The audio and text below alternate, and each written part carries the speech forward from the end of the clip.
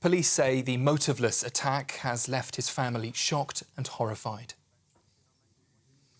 Sir Keir Starmer says that he would scrap Rishi Sunak's flagship Rwanda scheme on day one of a Labour government. The Labour leader wants to create a new border security command instead and vowed to make British shores hostile territory for people smuggling gangs.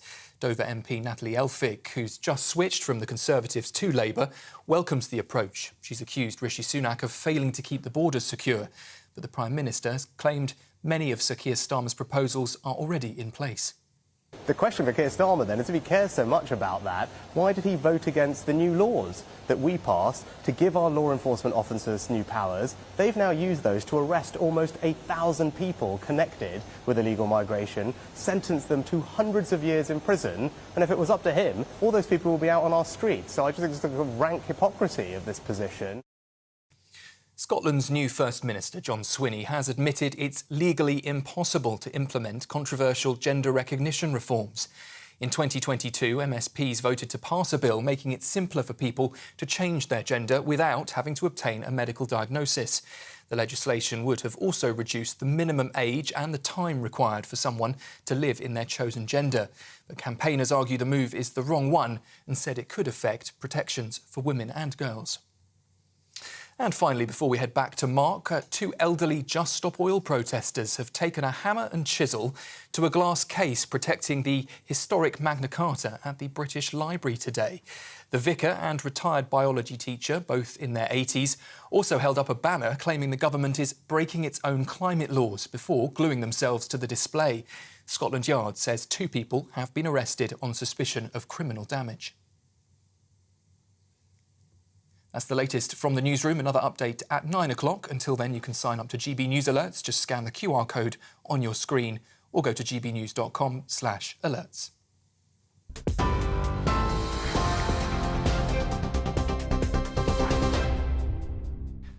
Oh dear, only Sir Keir Starmer could snatch defeat from the jaws of victory following his excitable photo op with Natalie Elphicke, a former Tory MP who has defected to Labour. His own party are up in arms about it, given that Elphicke is a former member of the Brexit-loving European Research Group, a supporter of the Rwanda plan, and on a whole range of issues, she makes Attila the Hun look like a raging lefty. But Starmer has never allowed principle to trump political opportunity, which is why he has welcomed her into the party. Many on his backbenches and in the party are unhappy. Well, get used to 5 years of that, folks.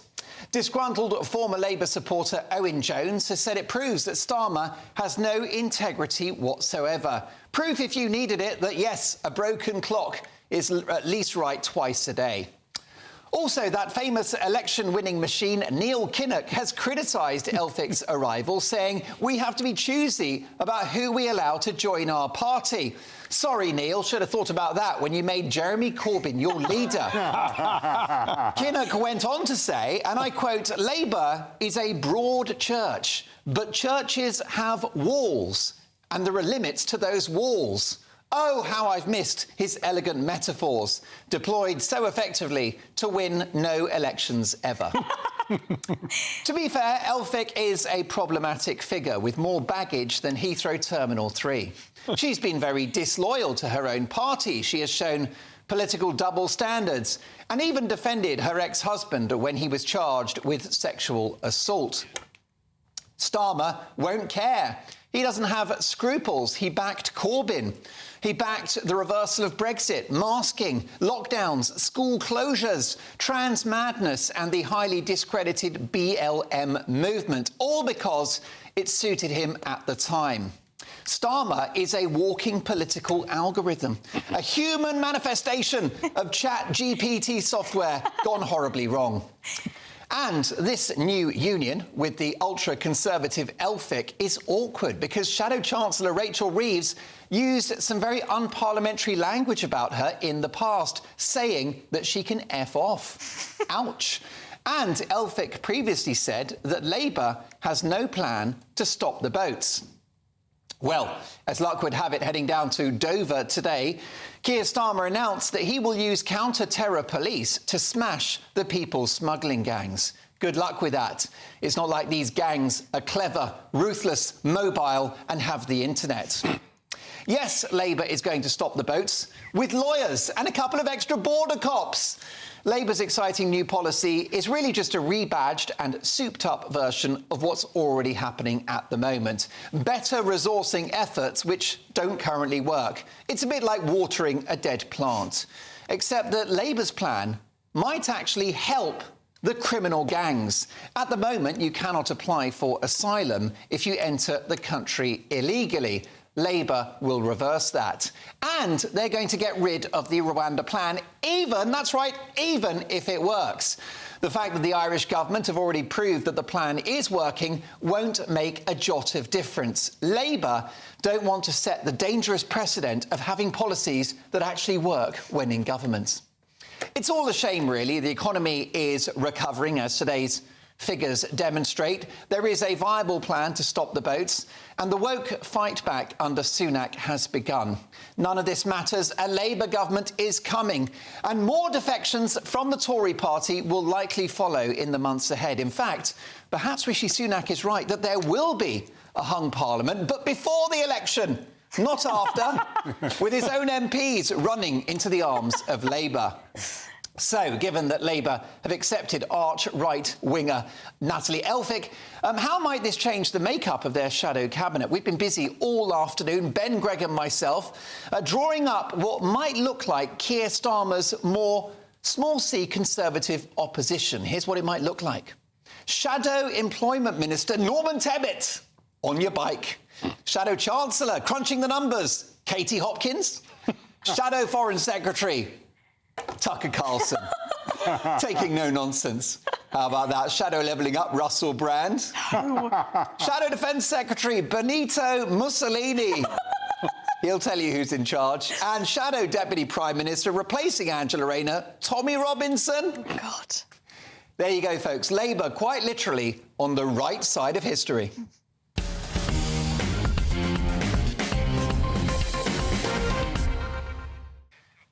OK, full reaction from Reem Ibrahim, Alex Dyke and Roger Gewolb. Dr. Roger Gewolb, by the way, we mustn't demote you. Your first time on Friday Night Live. You're very welcome. Thank you. Can Labour stop the boats? No. Do they want to? No. It's cultural, isn't it? It's ideological. I think Labour thinks that open immigration is a wonderful idea. I think that I've been saying in the press and on the media the last few days that I've decided now that Keir Starmer and Rishi Sunak are actually in a vicious contest vying to be the most mistrusted and disliked political figure in British history. And I think Natalie has just entered the race. So you're suggesting that what's happened with Labour and Conservatives is that they've become the uni party and that voters don't really have a choice anymore. Two cheeks of the same butt. There isn't an overtaxed cigarette paper between the two of them at this point.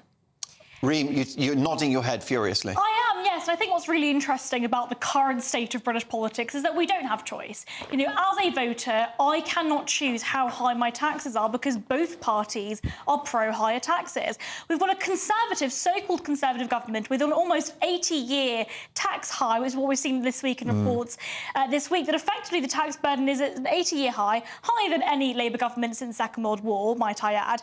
And what this means is that they are actively driving out business.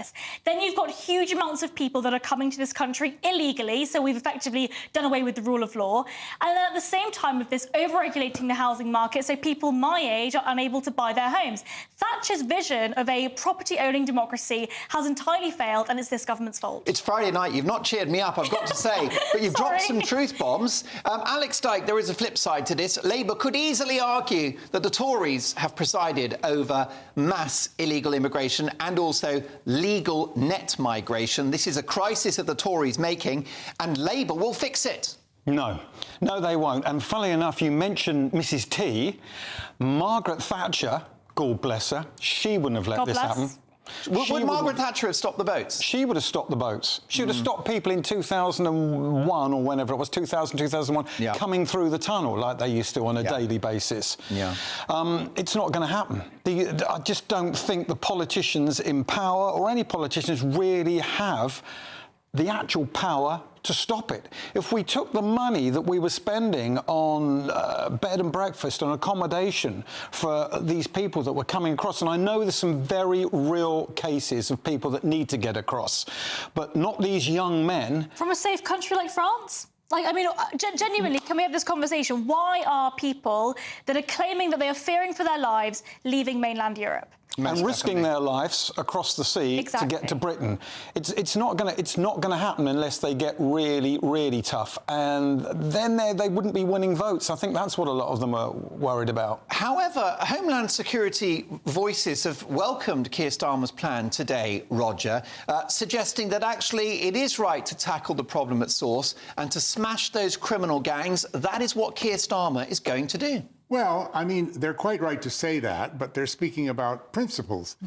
Like everything else that Labour talks about, they criticize, but they never give you the details. So nobody's got any idea how MI5 agents who should be deployed to do much more important things than... More cops to police the border, more court cases to actually put these gangsters out of business. And that's what Labour want to do. What are they going to do with them? Where are they going to send them? Rwanda?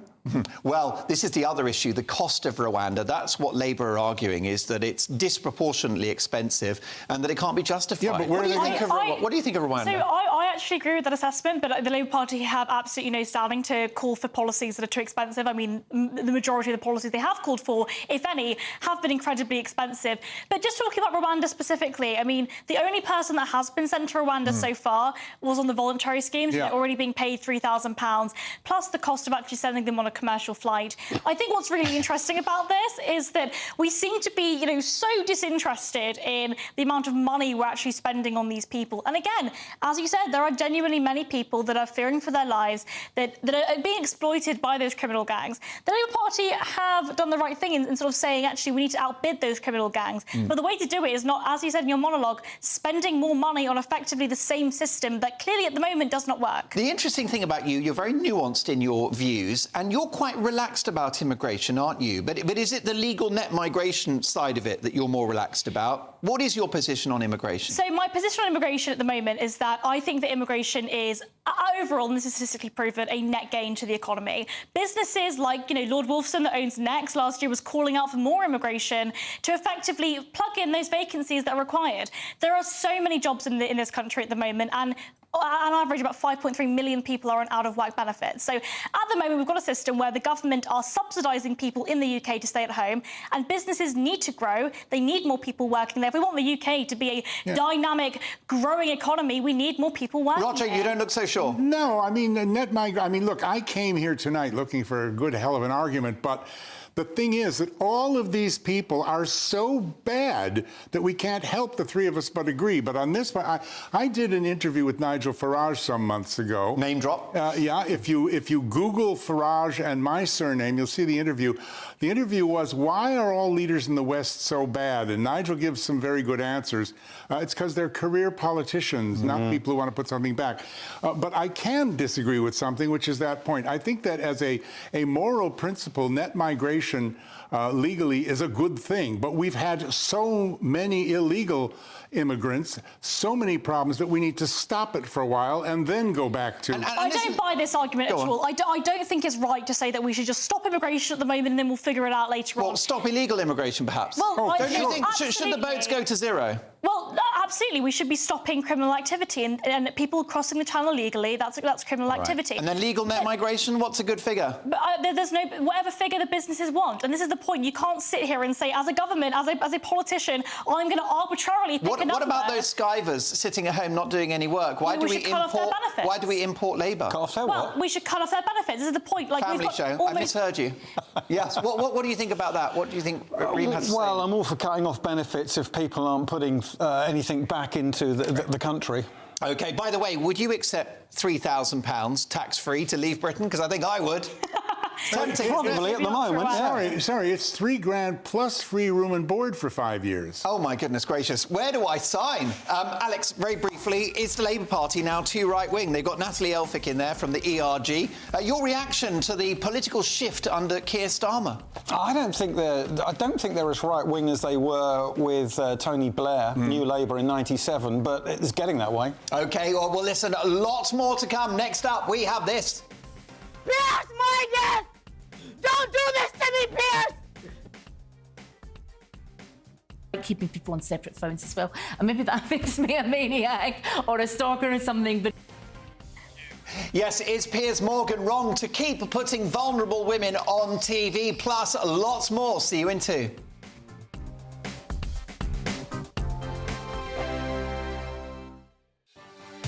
Martin Daubney, weekdays from 3 p.m. Rishi Sunak has come out fighting and declared war on what he's called the UK's sick note culture. The country's welfare state bill costs the average taxpayer now £2,000 every single year for every British taxpayer. Astonishing numbers, Catherine, simply mind-bending. 69 billion quid every year now goes on benefits. I paid my tax bill last month. Where did your tax go? I clicked on it. Long-term sickness and benefits is now second only to the NHS on what we spend our tax pound on. This is simply unsustainable.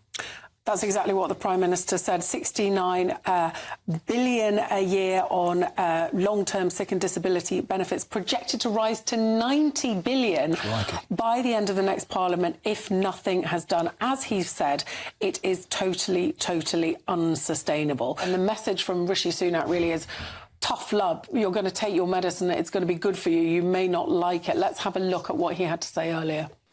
Everyone with the potential should be supported. And not just to earn, but to contribute and belong. And we must never tolerate barriers that hold people back from making their contribution and from sharing in that sense of self-worth that comes from feeling part of being something bigger than ourselves.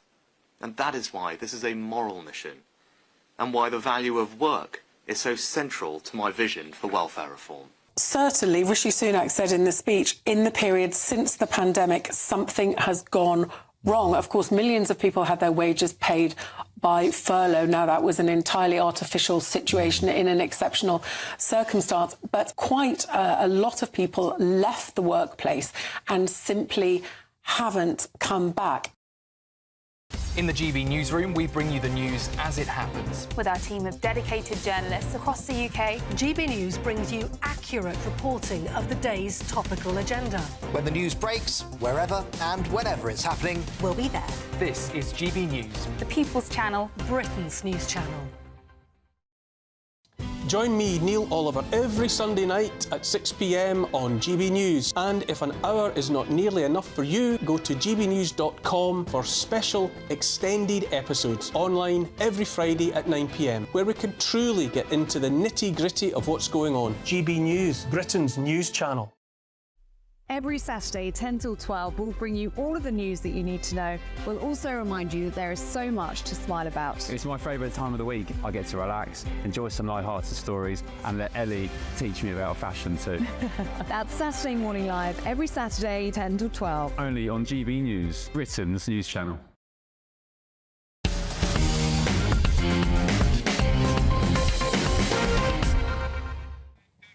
Why I am gunning for an Israel victory at Eurovision tomorrow in just a moment. But first, Piers Morgan has been making waves on his YouTube channel, Piers Morgan Uncensored. Just 2 weeks ago, he platformed a pro-Palestine guest from America who doesn't appear to enjoy the best of mental health. Piers Morgan! Don't do this to me, Piers! Oh dear, that reminds me of my wedding night. And this week, some have been critical of Piers Morgan's interview with the woman at the heart of the Netflix comedy drama Baby Reindeer, a woman who is accused of stalking. Take a listen. I like keeping people on separate phones as well. And maybe that makes me a maniac or a stalker or something, but... Many considered last night's interview to be crushingly awkward. So is Piers Morgan wrong to keep putting people that some may consider vulnerable on TV? Alex, you've been in broadcasting for many decades. Do you think that Piers Morgan has a duty of care to these people? Is it wrong to platform them? Well, he does have a duty of care, especially in this day and age. But this has been going on in broadcasting since broadcasting began. You, as a phone-in host, would just hope that someone who was a little bit different, a little bit colourful, by which you mean crazy. A little bit of a nutter, might phone up. Had a few beers. Yeah, so let's call in. Might phone up and give you some ridiculous story, because not only would they make good radio or good TV, you know this, that they would also encourage other people to phone in. Yeah. Look at Jasper Carrott's comedy sketch, The Nutter on the Bus from the 1970s. Yeah. Look at Jerry Springer. Look at Jeremy Kyle on ITV, only to until a few years ago. The tide is turning. Maybe he was wrong, maybe he was right, but where do you draw the line? Well, you don't. People have become so soft, and this is ridiculous. I'm sorry. Yes, this woman is very clearly mentally ill, but it made good TV, and that's the point. But do you mean the pro-Palestine lady? I actually meant the woman that played the baby reindeer lady. Oh yes. Well, you don't think? Well, you've got to be careful, because she might sue you. She might stalk you. She could. You start getting text messages after the show. Well, maybe maybe I'll get some extra stalking. Who knows? She might call you Lady Reindeer. Oh, but that's cute. I'd like that. Look, I think we're being too soft. I think as you said, we had shows like the Jeremy Kyle show and Jerry Springer, people that actually looked at the public, and some people in society are a little bit nuts. And I think it's okay to put them on TV and have fun with it. Well, I'm a big fan of Piers Morgan, but do you think these interviews are exploitative, Roger? I think that people are being very harsh with Piers, and perhaps with Fiona Harvey as well, because I don't think. This is the alleged stalker, isn't it? This is but Fiona Harvey is the alleged. No, Fiona Harvey is not alleged. Fiona Harvey is the self-identified Martha in the series. She's the one who came forward. Although I think she disputes some of the content of the show. Well, that's my point exactly. I'm not sure that Piers has been exploitative, and I'm not sure that she's what she's being criticized of, because we don't have the facts. It's one of two things, Mark. Either Mr. Gadd, who wrote the series, has exaggerated and lied. I don't want to say lied, but has obfuscated, has exaggerated some of the things he says that character did. But it's a drama. It's a TV drama. It begins by, please let me finish. It says this is a true story. Yeah, but they always have bits and amplify it. Look at the Crown. But, exactly. That says based on true stories. This says this is a true story, as I recall. And my point is this. Either she did all those things that Richard Gadd says, in which case she does have some mental, whatever, emotional issues, and Piers maybe wasn't right to put her on, or she didn't do those, and Gadd made them up. But Roger, it's not a documentary. It's not a documentary. It's a drama. It's a true story. It's being depicted as a true story. Whether or not Netflix have done whether or not Netflix have done the legal work. Alex, it's a true story in which everybody says we took the greatest of care to make sure that no one can be identified. Now, it took 30 seconds to find her, and Richard Osman says everybody in television knows who that boyfriend was. OK, well, look, folks, full disclosure, you were all booked on tonight's show because you're all nutters. I'm but don't you think that maybe... I'm proud, Mark. Reem Ibrahim, unhinged. Alex Dyke, dangerous. And... totally out of it. Up a gum tree, Dr. Roger Guimond. Don't you think that if you're a colourful character, like Piers Morgan, like yourself... Bless you. Like Jeremy Clarkson. Blimey, what a sentence to be in. Then maybe... That's quite a sandwich, isn't it? You're a bit of a target in this woke Magnolia world we live in. Well, that's always a thought, and that's always a worry. But it's time to press on. I am not normally fussed about the outcome of the Eurovision Song Contest. It's always struck me as a Britain-bashing festival, particularly since we had the temerity to leave the European Union. Every time, isn't it true? Every time that we receive nul point, it translates as revenge. Plus, the show isn't as good as it used to be. Back in the day, we could laugh at ridiculous Scandinavians in strange outfits, singing weird folk music and going round on bicycles. The commentary to this Euro cheese was placed in the flawless hands of dry-witted broadcasting genius Terry Wogan, whose mocking commentary always irritated our European neighbours, which made the event even more compelling. Britain, a country so suffused in irony, it could not and would not ever take this contest seriously. Since then, though, it's become a more corporate affair, with the bands in Europe getting far too cool for school. There's nothing to mock anymore, as every artist from Slovenia to Sweden basically tries to be Taylor Swift. And how can you get behind the British entry these days when they normally wind up slagging off the country they represent? Like this year's entrant, Ollie Alexander, who said he is ambivalent about the British flag. Well, I'm ambivalent about his musical entry, which looks doomed tomorrow night. You can call it that. Isn't it? Just a bit. But this year, I do care about the contest. I'm praying for an Israeli victory. Because whilst, like any right-minded human being, I want the war in Gaza to end and the loss of life to stop, woke progressives on those so-called peace marches and middle-class numpties at elite British universities are hiding behind the fig leaf of anti-Zionism to indulge in a festival of Jew hate. They are, at worst, Hamas supporters and, at best, they're useful idiots. So I'm supporting Israel at the Eurovision Song Contest in order to push back on this hellish and fashionable wave of anti-Semitism. To all the Israel haters out there, I'm giving you 0 points. Dr. Roger Giewolb, who are you supporting tomorrow night?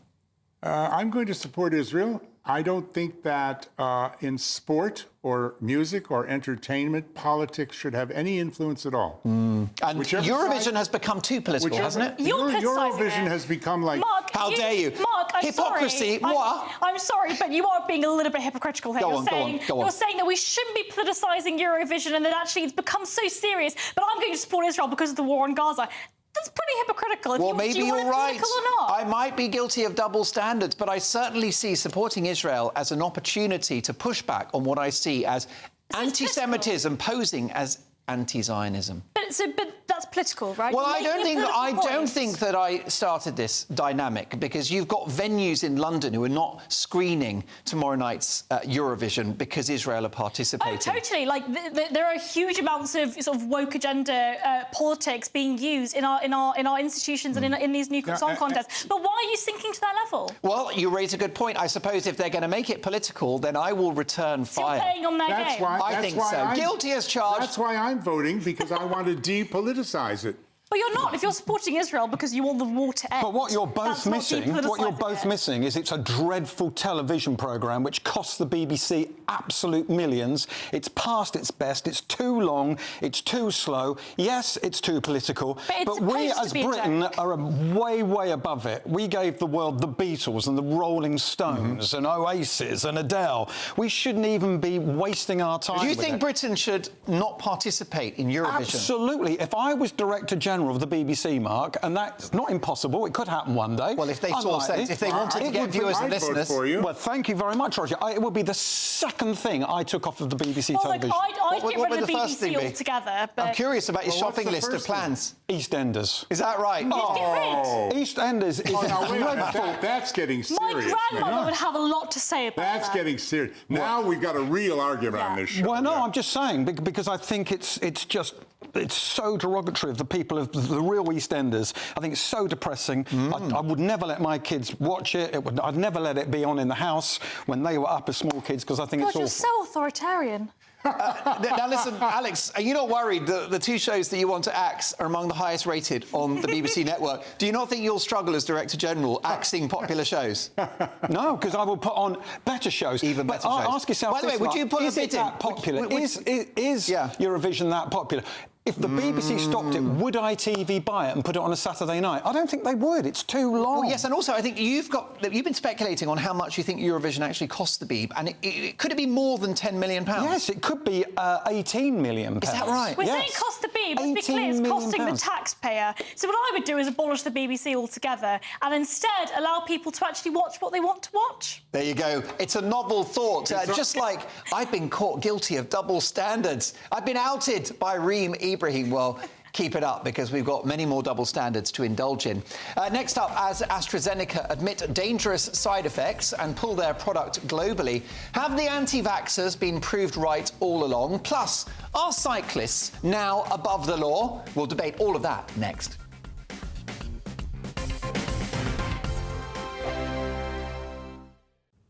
Good evening. Welcome to your latest weather update from the Met Office here on GB News. The warm weather will continue into the weekend. For many, another cracking day tomorrow. If you like, it's sunny, but we are in for a change by Sunday in the west, where we could well see some thunderstorms. In the east, it's mist and low cloud that's just dribbling back in from the North Sea, turning things fairly murky for the start of the weekend across eastern England. But elsewhere, long clear spells, decent night for spotting the aurora. There is a chance, particularly across the northern half of the UK. Not too chilly either. Temperatures mostly holding up in double digits, certainly in towns and cities. And a fine sunny start to come on Saturday. The main exception will be Lincolnshire down through to Cambridgeshire. The London area may well start a bit murky, but by mid to late morning, that mist and low cloud will have cleared. Just the potential for it to affect some eastern coast of England at times. And we'll see cloud bubbling up through the day with one or two scattered, but potentially heavy showers over central and northern Scotland. But most will stay dry and fine and warm, with temperatures in the low to mid-20s. Sunday's still pretty warm. A bit more of that mist and low cloud, particularly in eastern Scotland. So some har on that Aberdeenshire coast especially. Greater chance of seeing a few more showers breaking out across the Highlands, but more particularly further south, across the west of Northern Ireland, parts of Wales and western England. Some thunderstorms potentially on Sunday afternoon. So we do have Met Office yellow warnings in place for that. Another warm one, and where it stays fine and sunny in the east, we could get to 26 or 27. GB News is the home of free speech. We were created to champion it, and we deliver it day in, day out. Free speech allows us all to explore and debate openly the issues most important to us, our families, and of course, the British people. Having challenging conversations to enlighten each other. Which is why we hear all sides of the argument. We are the People's Channel. We will always stand by the freedom to express yourself. On TV, radio and online. This is GB News, Britain's news channel. Are the newspapers getting you down? My wife didn't divorce me that month. Struggling to separate the wheat from the chaff? I know that it's a bit of a circus at the best of times. Well, don't worry. Headliners has got you covered. We'll take the burden of reading the day's news, and if we get depressed, who cares? It's an occupational hazard, frankly. That's Headliners on GB News from 11 p.m. till midnight, and the following morning, 5 till 6 a.m. on GB News, the comedy channel. Nah, just kidding. Britain's news channel. I'm Patrick Christie's. Every weeknight from 9, I bring you 2 hours of unmissable, explosive debate and headline-grabbing interviews. What impact has that had? We got death threats and the bomb threat and so on. Our job is to do what's in the best interest of our country. You made my argument for me. My guests and I tackle the issues that really matter, with a sharp take on every story. I'm hearing it up and down the country. That was a beginning, not an end. Patrick Christie's tonight from 9 p.m. only on GB News, Britain's news channel.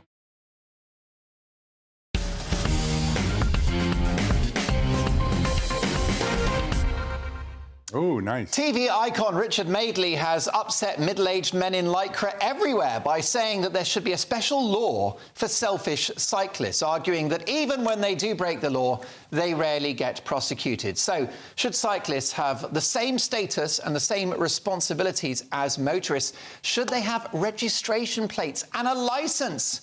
And insurance. And insurance. And insurance and a licence? How dare you? What's next? A licence for my toaster?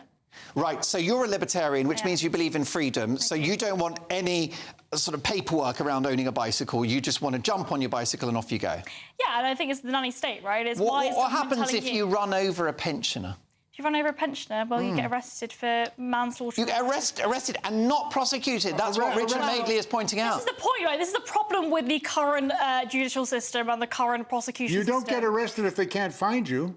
Exactly. If you've not got a registration plate on your bicycle, how are they going to find you? This is ridiculous. ridiculous. What, right, like, genuinely, do you actually think Why you would licensed anybody plates on object? bicycles? One at a time. Finish your point and I'll come to you, Roger. So I think that fundamentally it's about allowing people to make choices, and if they want to go on a bicycle, they shouldn't be regulated by the state. The bureaucracy, the sheer amount of bureaucracy that it takes to even get a car and a licence plate is ridiculous. To be insured on it as well. I mean, what's next? My 5-year-old sister is going to need insurance on her bicycle. What happens if you hurt somebody whilst riding your bicycle? The bicycle is a weapon. OK, Mark, what happens if I'm walking on the street and I bump into somebody and hurt them? Do I now need a licence plate for my feet? No, because your hush puppies are not a weapon. These bicycles can go quite fast. Roger. It's because your home contents insurance covers you with public liability for exactly that.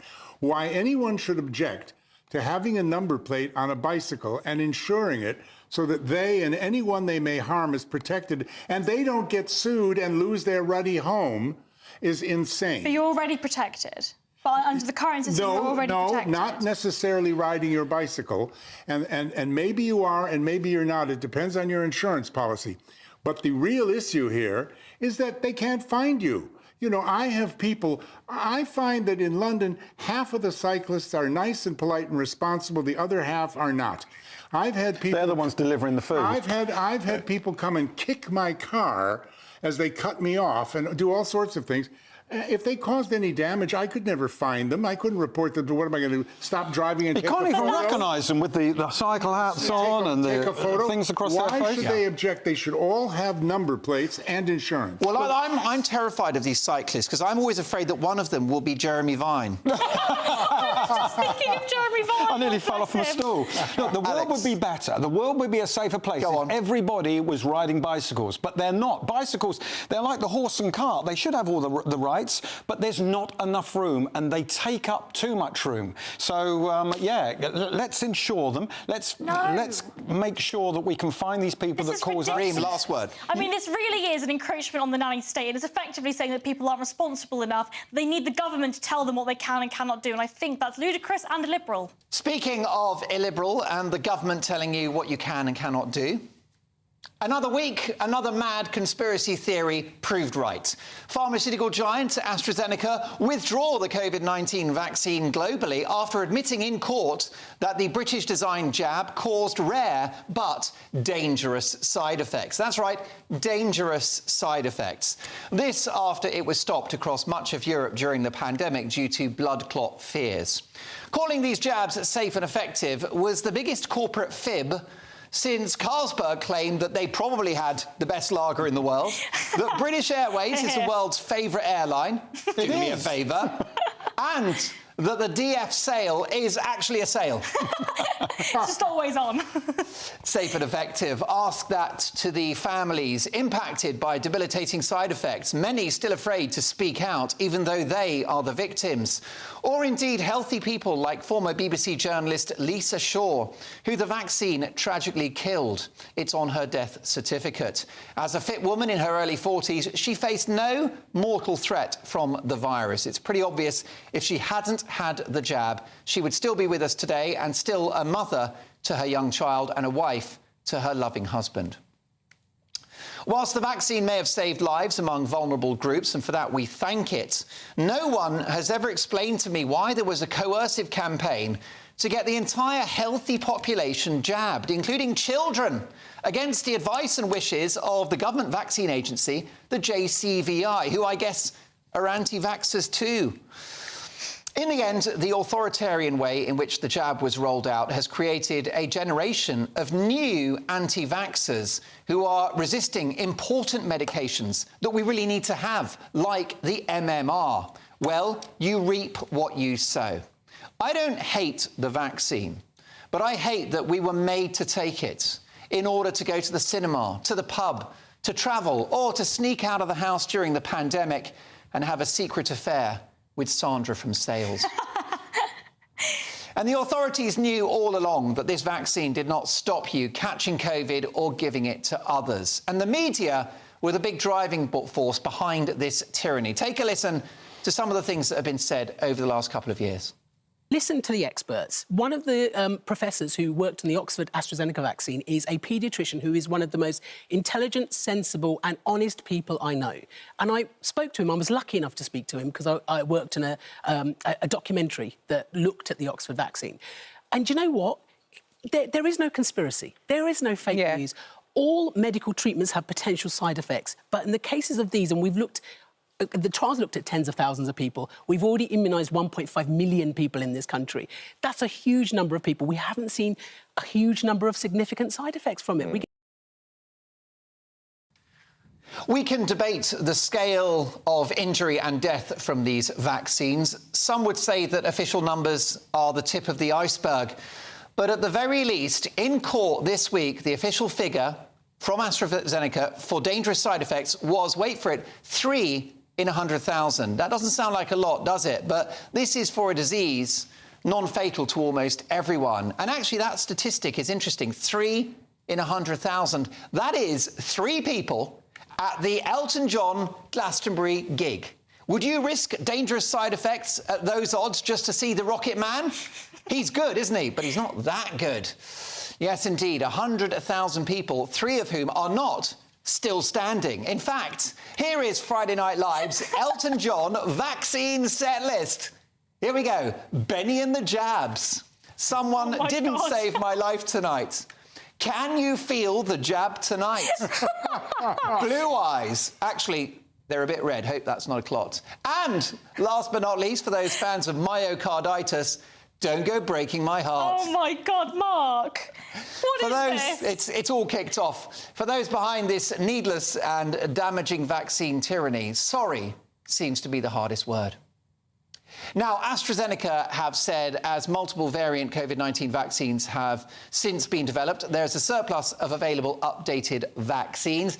It's also very clear from the authorities, the government experts and medical experts around the world that the vaccines have saved millions, if not tens of millions of lives. I'm triple vaxxed myself, but I just regret that we were pressurised and coerced into having it. But someone that doesn't agree is Dr. Roger Gewolb, and that's why you're here. Roger, what do you think? Yeah, and I'm not a medical doctor. I'm a doctor of law, so let me start with that. Well, then why did you examine me earlier? Can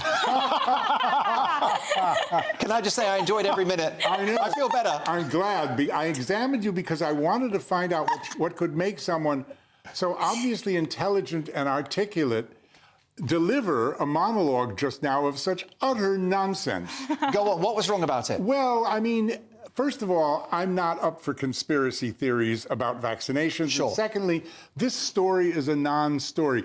You just gave the most overly one-sided, weighted monologue I could imagine. At least you stopped to mention that AstraZeneca has pointed out that their vaccine is obsolete. Mm-hmm. The new vaccines cover the new variants. The AstraZeneca is being withdrawn, apparently, because it doesn't.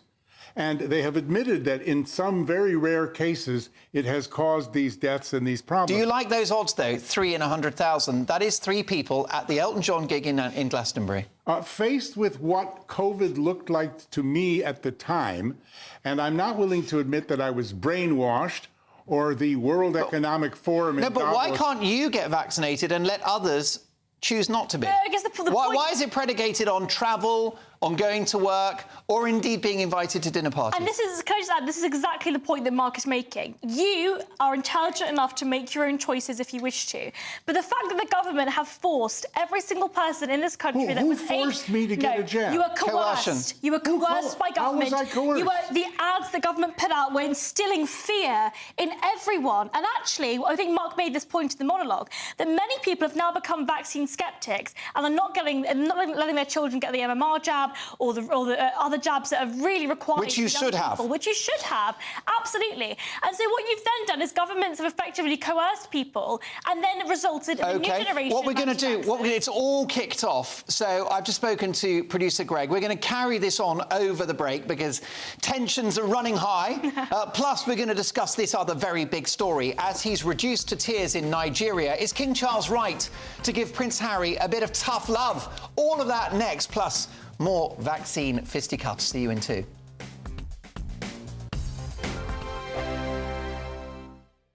This is GB News, Britain's news channel. Prince Harry, remember him? He appears to have fully turned his back on the UK as he listed his primary residence as the United States for the very first time in papers published yesterday. So, interestingly, Harry listed the date on the formal US residency forms as the 29th of June 2023, last year. So that was the very same day he was kicked out of Frogmore Cottage in Great Windsor Park by his dad, the King. Charlotte, thank you for joining me. Okay. Are we just putting two and two together here with the significance of this date? Because there were stories during the rounds today that Harry chose that date specifically because he was so hurt about being booted out of Frogmore by his dad. Yeah, I mean, to me it feels like he's trolling his dad a bit, because he could have said that he's been a US resident since 2020 when he quit the UK and moved to the States, but instead he chose the exact day that his dad kicked him out of Frogmore. But the reason his dad kicked him out of Frogmore was because he'd slagged off Camilla in Spare. And, you know, and his dad, apparently it was a really difficult decision for Charles, because, of course, no dad wants to kick their son out of their home. But he went beyond the pale. So Charles took the difficult decision to say, look, Frogmore's been empty for years anyway. We've spent £2.4 million doing it up for you.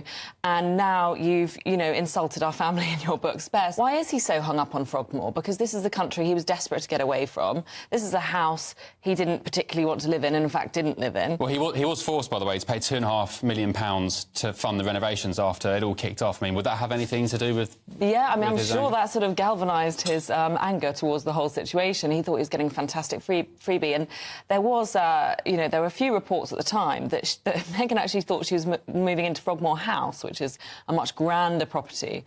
And she sort of felt a bit sort of tricked or confused and hadn't quite realised it was actually a cottage, which is only a mere, I think it was only a mere 8 bedrooms. Good afternoon, Britain. Good afternoon, Britain. Weekdays from midday, we bring you the most compelling stories from across the United Kingdom. And why it matters to you. From your doorstep to our inbox. That's right, we want to hear from you. Good afternoon, Britain. Only on GB News, the People's Channel, Britain's news channel. If you want your news to be straight talking... This is a nightmare for the Conservatives again. Down to earth. It's not just Nottingham where this is happening, is it? And most importantly, honest. Hard-working, middle-class taxpayers, they'll get their book thrown at them. Then catch me, Martin Daubney, Monday to Friday, 3 till 6 p.m. on GB News, Britain's news channel. We're proud to be GB News, the People's Channel. And as you know, we always love to hear your views. Now, there's a new way of getting in touch with us at gbnews.com/your-say. By commenting, you can be part of a live conversation and join our GB News community. You can even talk to me, Bev Turner, or any of the members of the GB News family.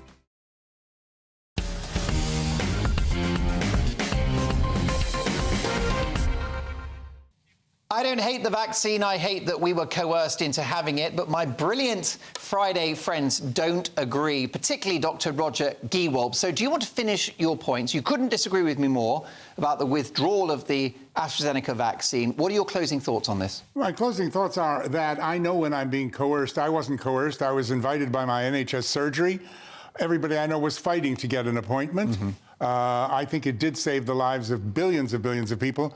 I'm not up for the conspiracy theory, and I think, with respect, you're totally 287% wrong. There you go. Well, listen, he knows his numbers, so I could be in trouble. But let us see about this. Final thoughts on this, Reen? I think people were coerced. Undoubtedly, governments spent huge amounts of money on campaigns in order to instill fear in people, and they were forced to get the vaccine effectively. Alex, if there was another pandemic, would you get jabbed? I really don't know now. But the thing, Mark, that I think you're missing, if you don't mind me saying, is you're doing this with the benefit of hindsight. That vaccine should have taken 10 years to develop. They did it in 10 months. And at the time, we all wanted a vaccine because we all wanted to get out there. And we didn't know the difference between this vaccine and that vaccine.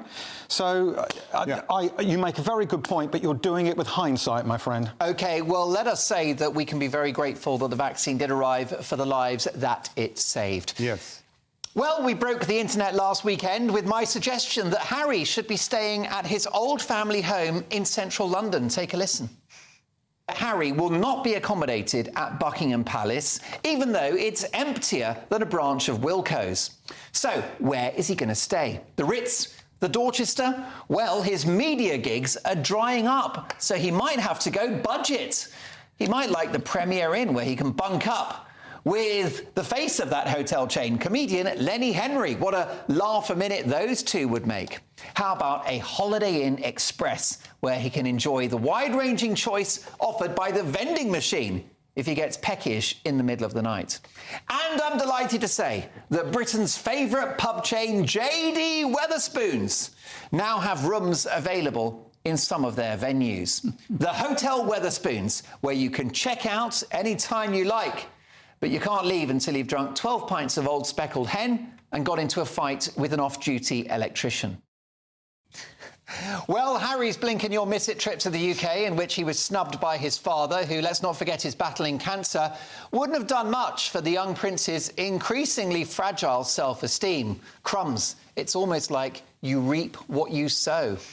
Well, in a shock new development, the Express newspaper report that Prince Harry was left in tears when his father bestowed a major new military honour on his brother William. The Prince of Wales is now the Colonel-in-Chief of the Army Air Corps.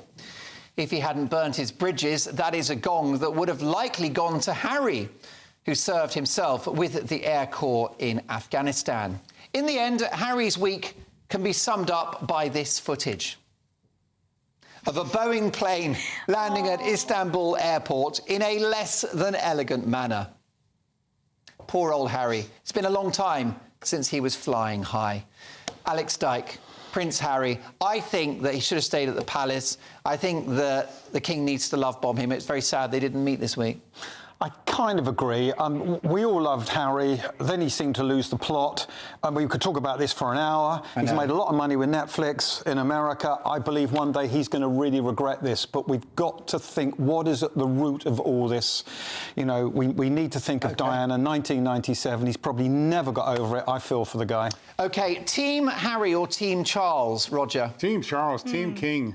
I think you're both just way too soft, and I think actually the fundamental point here is that Harry has betrayed the royal family by airing dirty laundry in public. Yep. And I think that it's right that King Charles is giving him some tough love. Yep. OK, next up in for Patrick Christie's is the majestic Nana Akua. Nana, what's coming up? Well, I mean, we've got an exclusive, Adita Hetman. Now, she was the darts player who refused, a female darts player who refused to go up against a trans darts player. So that's the first big interview that she's going to be giving me. Stick around for that. Plus, we're talking about Eurovision. Has it become so overly politicised that actually we don't even think about whether the song's any good, but we're loads of stuff coming up. So stay tuned. Cannot wait. Nana, looking forward to that. This weekend, the legendary South African captain Francois Pienaar on Mark Dolan tonight. See you at 9 tomorrow evening. Nana's next, thanks to my brilliant guests. See you tomorrow.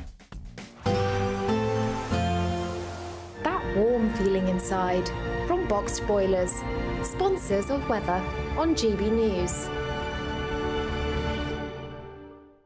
Good evening. Welcome to your latest weather update from the Met Office here on GB News. The warm weather will continue into the weekend. For many, another cracking day tomorrow. If you like, it's sunny, but we are in for a change by Sunday in the west, where we could well see some thunderstorms. In the east, it's mist and low cloud that's just dribbling back in from the North Sea, turning things fairly murky for the start of the weekend across eastern England. But elsewhere, long clear spells, decent night for spotting the aurora. There is a chance, particularly across the northern half of the UK. Not too chilly either. Temperatures mostly holding up in double digits, certainly in towns and cities. And a fine sunny start then to come on Saturday. The main exception will be Lincolnshire down through to Cambridgeshire. The London area may well start a bit murky, but by mid to late morning, that mist and low cloud will have cleared. Just the potential for it to affect some eastern coast of England at times. And we'll see cloud bubbling up through the day with one or two scattered, but potentially heavy showers over central and northern Scotland. But most will stay dry and fine and warm with temperatures in the low to mid-20s. Sunday's still pretty warm. Bit more of that mist and low cloud, particularly in eastern Scotland. So some ha on that Aberdeenshire coast especially. Greater chance of seeing a few more showers breaking out across the Highlands, but more particularly further south, across the west of Northern Ireland, parts of Wales and Western England. Some thunderstorms potentially on Sunday afternoon. So we do have Met Office yellow warnings in place for that. Another warm one, and where it stays fine and sunny in the east, we could get to 26 or 27. Looks like things are heating up. Boxed Boilers, sponsors of weather on GB News. It's the biggest cash prize we've given away to date. An incredible £20,000 that you could use however you like. And because it's totally tax-free, every single penny will be in your bank account to do whatever you like with. £20,000 in tax-free cash really could be yours this summer. But you've got to be in it to win it. For another chance to win £20,000 in tax-free cash, text PRIZE to 63232. Text costs £2 plus one standard network rate message.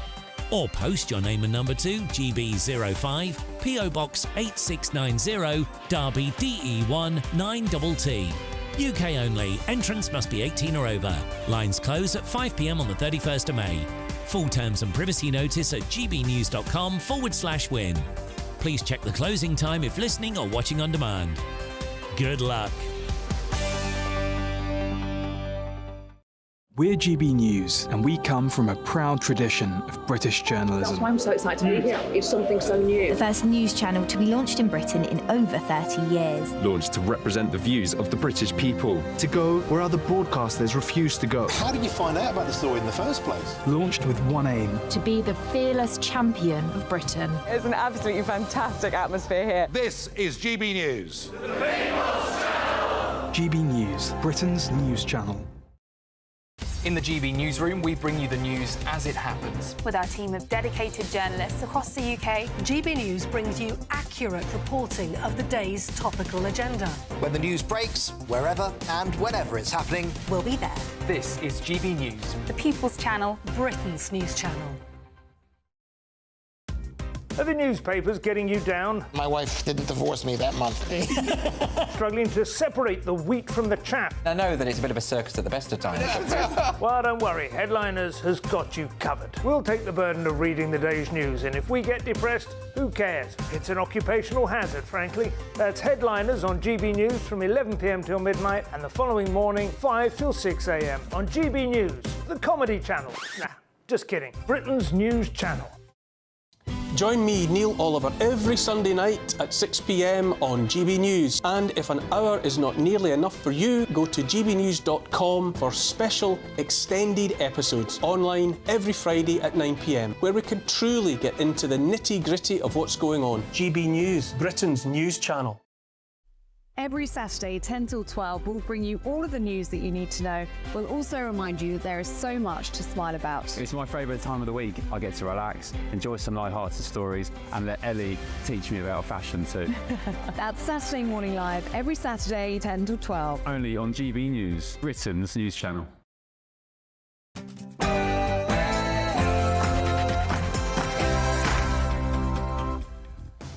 Good evening, welcome. It's 9 o'clock. I know you're thinking, who is she? It's me, Nana Akwe. I'm in for Patrick Christie's tonight. I think they should be everywhere. And once again, young people are leading the way. Greta Thunberg has had enough of saving the planet, and now she wants to free Palestine. And this lot don't look like Eurovision fans to me.